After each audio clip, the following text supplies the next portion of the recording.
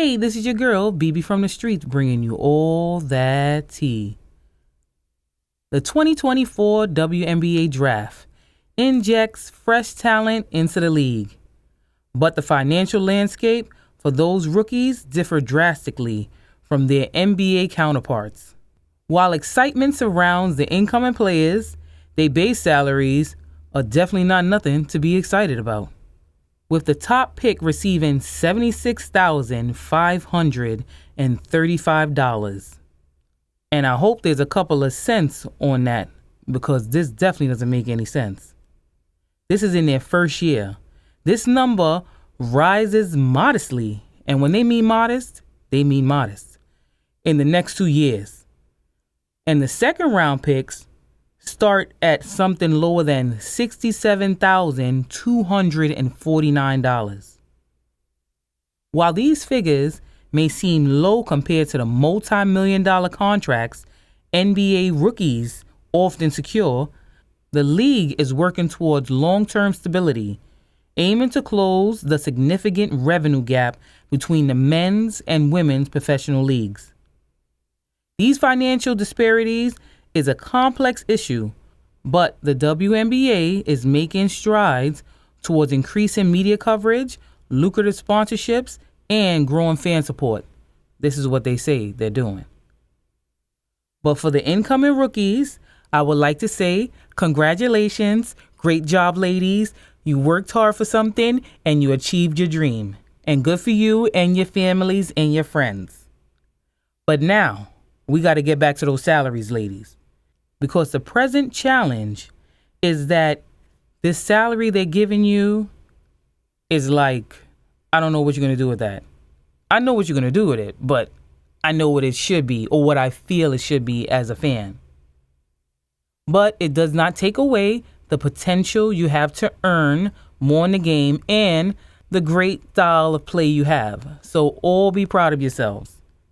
But I thought back to when I seen an interview on The Breakfast Club, and it was when Angel Reese and Flau'jae were there talking about when they won last year, and they were talking about the pay in the WNBA. Now, from that conversation, I really felt like maybe somebody would be listening to it.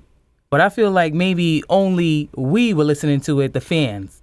But I don't know if these owners were listening to it, because for you to have some nerve to recruit these young ladies and draft them into the WNBA and give them $76,000? Like, are you serious?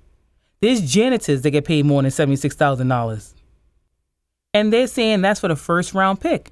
Like Caitlin Clark and Camilla, they got paid $76,000 for their first year. And I know they're so proud of themselves. And like I said, they should be proud. But you're giving these young ladies $76,000. A semester at a university costs more than $76,000. I don't know what y'all think people going to do with $76,000 with the way things are going in this world. The inflation, rising market values, the mortgages, food, gas. It's like, I can't believe that a team is still offering these ladies a starting salary at this. And even when I looked it up, there's WNBA players that have been playing 5 seasons, 6 seasons. They got rings. They going to the All-Star games.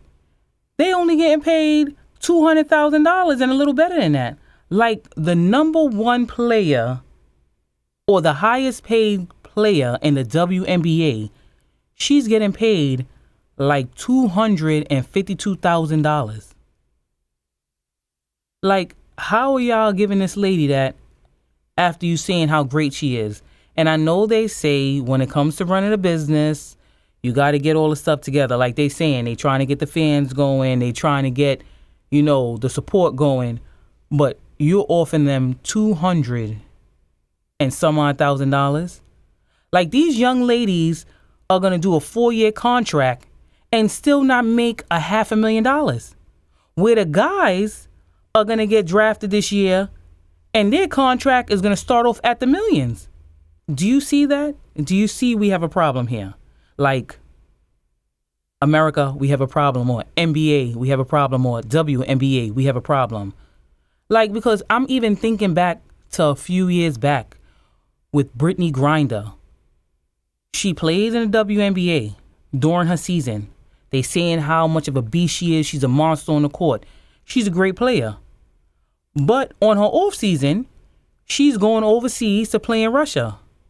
And that's where she got locked up, in Russia, because she had to go overseas to make some more money. Then I thought back to an interview that her wife did with Robin Roberts when they were talking about the pay disparities with the WNBA and the NBA. When you're getting paid $76,000 a year, that money go in a flash. They say middle-class families don't live on $76,000 a year. And you paying these women $76,000 a year. This lady went across and went to jail. End up in jail because she across the world. She shouldn't have to do all of that. And none of them should have to do all that. Because the men don't have to go overseas and go play on their off season. They get to stay home with their families. They get to go to the arena and practice. And they get to rest their bodies. But the women are playing their season and then going across the world to play another season. When do they get to rest? But hopefully, the WNBA says they're working on this. And I hope they are. But this is just one little thing I got to interject. I'm just thinking about the NBA players. Now, come on, my brothers. And I mean everybody in the NBA. Why don't y'all help the sisters out and talk to the GMs and talk to the owners and let them know, like, we gotta start pumping our ladies up. We gotta start supporting our ladies more. You gotta work as a team because it's men's basketball and it's women's basketball. But y'all are all basketball players. So y'all should work together. And this is also going out to all the ladies. Moms, take your daughters to games. Take your nieces. Get a girls group together and go support the women. That's how you have to do it. Because I've worked in arenas before. And I'm not going to say which one it was. But during the men's season, they were sold out every night. But then when the women's season came around, in the summertime, the weather is beautiful. And literally, you could have got a $10 ticket and damn near sat on the floor on the bench with the WNBA player. So women, we have to support. And this also goes out to actresses and different athletes of all sports, musicians. Come on, ladies, let's work together. Let's get them front row seats. If you show up for the men's basketball game all the time, start showing up for the women's. Start showing your women support. And that's how their salaries will get raised. But let me know what you think. How fast do you think they could close this gap? Or you think they just doing a bunch of BS? Leave a comment below, hit like, share, subscribe, and don't forget to ring that bell. Congratulations, ladies. Great job.